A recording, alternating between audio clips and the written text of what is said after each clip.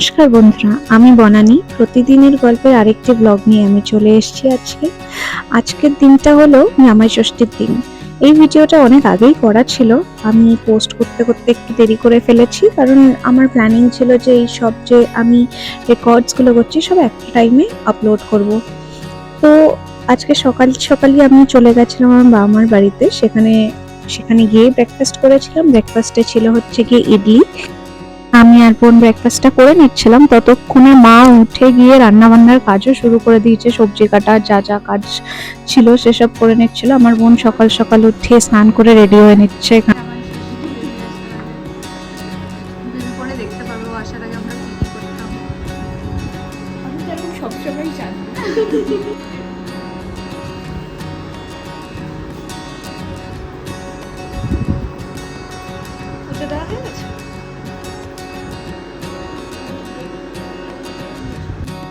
আমি যেহেতু এদিন ছুটি পাইনি, তাই কাজ করার ফাঁকে ফাঁকেই ছোট ছোট ভিডিও ক্লিপস গুলো করে রাখছিলাম।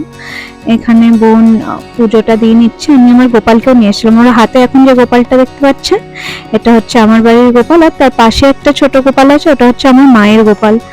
তো পুজোর দায়িত্ব ওর উপরে পড়েছে, কারণ রান্নার প্রচুর প্রেশার মায়ের কাছে ছিল। মাকে পুরো রান্নাটাই করতে হচ্ছিল, আর এখানে আমি কাজ করছি আর ফাঁকে ফাঁকে একটু বাইরের ওয়েদারটা দেখে নিচ্ছিলাম। যে বৃষ্টিটা সকালে হচ্ছিল সেটা এখন একদমই চলে গেছে, তো ওয়েদার খুব ভালো। তারপর আমিও স্নান করে এখানে রেডি হয়ে নিয়েছি। এই জামাটা আমার মাই আমাকে দিয়েছে, নতুন জামা। এখানে পরে দেখছি তাই কেমন লাগছে। আমার গোপুও নতুন জামা পরে নিয়েছে, লাল জামাটা পরে ওকে ভীষণ সুন্দর লাগছে। এদিকে মাও কাজ বাজ শেষ করে স্নান করে রেডি হয়ে নিয়েছে, আর এখানে পুজোর জন্য সব জিনিসপত্র গুছিয়ে নিচ্ছে।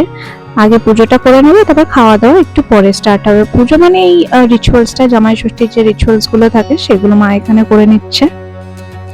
আর এই যে আমার হাজবেন্ড সেজে গুজে আছে। ইটস রেয়ার যে আমার ভিডিওতে সেজে গুজে থাকে।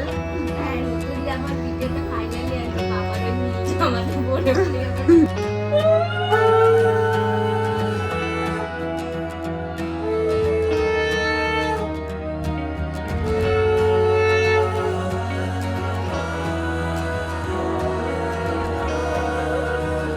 এটা হচ্ছে আমাদের 5th জামাই ষষ্ঠী, আর পরের বছর থেকে খুব গুরুত্বপূর্ণ সদস্য বা সদস্য আমাদের সাথে থাকবে, এই ভেবে আরো ভালো লাগছে।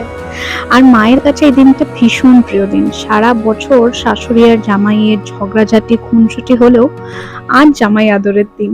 দুজন দুজনের জন্য পছন্দ করে জামা কাপড় কেনা, গিফট কেনা সব অনেক আগের থেকেই প্ল্যান করতে থাকে।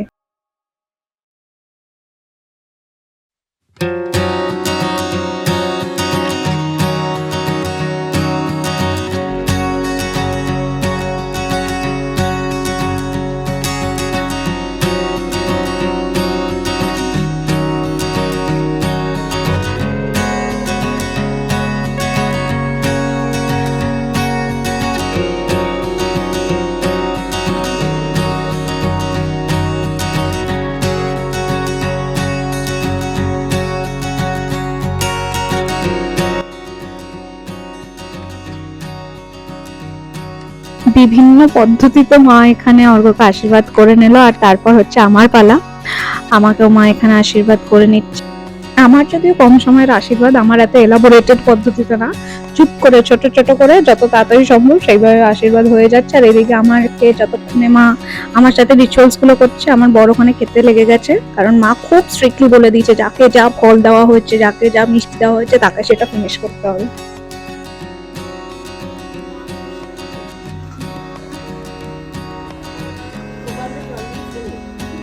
হচ্ছে বান্টির এই ভিডিওটা। এই যে ও বসে নিয়ে সেজেছে দেখুন। তারপর এখানে মা আমাকে কিছু ফল কেটে দিচ্ছে যাতে আমি আমার ফলগুলো ফিনিশ করি। আর এখানে আমি আমার বরকে ইরিটেট করে যাচ্ছি বারবার ভিডিও করে করে।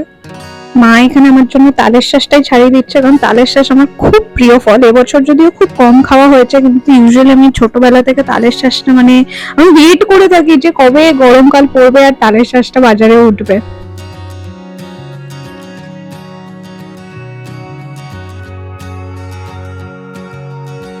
জামাই ষষ্ঠীর সব রিচুয়াল শেষ করে এখানে আমি আর বোন একটু লেবু জল খেয়ে নিচ্ছিলাম, বাবা বানিয়ে রেখেছিল। আর লেবু জল খেতে খেতে আমি আমার কোরিয়ান ড্রামাও দেখে নিচ্ছিলাম। তোমরাও কে কে কোরিয়ান ড্রামা দেখো আমাকে জানিও কোন ড্রামাটা তোমরা এখন দেখছো। আর তারপর লাঞ্চের সময় হয়ে গেল। লাঞ্চে ছিল হচ্ছে গিয়ে চিংড়ি মাছ দিয়ে ফ্রাইড রাইস, চিলি চিকেন আর মাটন। চিলি চিকেন হয়েছিল আমার জন্য একা না, সবার জন্যই। আর মাটন হয়েছিল আমার হাজবেন্ডের জন্য আর বাকিদের জন্য, কারণ আমার হাজবেন্ড মাটন খায় আর চিকেনও খায়, আমি শুধু চিকেন খাই। তাই খাওয়া দাওয়া শেষে বুবুর সাথে একটু আদর করলাম, তারপর রেস্ট করে সন্ধ্যেবেলায় এসেছিল ছোট্ট বাচ্চা মিষ্টি মেয়েটা, আমাদের বাড়ির পাশেই থাকে। আমার মায়ের সাথে ওর খুব ভালো সম্পর্ক, দুজন দুজনকে ছাড়া থাকতে পারে না। আর ও সবে সবে নাচ শিখছে, তাই আমাদেরকে নাচ করে করে দেখাচ্ছিল। আর ওর সাথে দেখা না হলে এখন আমাদের কারোরই ভালো লাগে না, আমার মায়েরও ভালো লাগে না, আর আমি যদি বেরিয়ে যাই আর ও না আসে আমারও ভালো লাগে না। তারপরে আবার আমরা একটু বেরিয়েছিলাম শাড়ি কিনতে, কারণ সামনে আমার 7 মাসের সাধ আছে, তাই মায়ের সাথে গিয়েই শাড়িটা কিনে নিচ্ছিলাম, কারণ মা ঠিকঠাক চয়েস করে দিতে পারবে। তো এই শাড়িটা আমি পছন্দ করেছিলাম দিনের বেলার অনুষ্ঠানের জন্য, মানে দিনের বেলাই হবে অনুষ্ঠানে, যে আর কি মেইন অনুষ্ঠান হবে তার জন্য। কারণ আমি আসলে রেড শাড়ি চাইছিলাম না, আমি একটু পিঙ্ক টোনের মধ্যে চাইছিলাম, আর এটা পিঙ্ক আর পার্পলের একদম প্রপার মিক্সচার আছে, আর খুব সুন্দর লেগেছে শাড়িটা আমার।